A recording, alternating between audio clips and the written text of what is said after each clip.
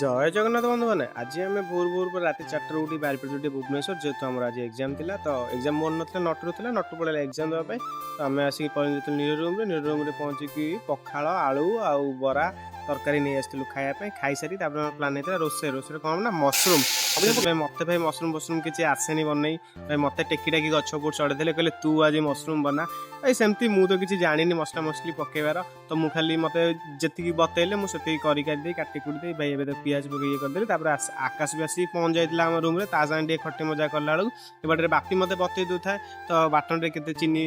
କେତେ ଲୁଣ ପଡ଼ିବ କେତେ ଇଏ ପଡ଼ିବ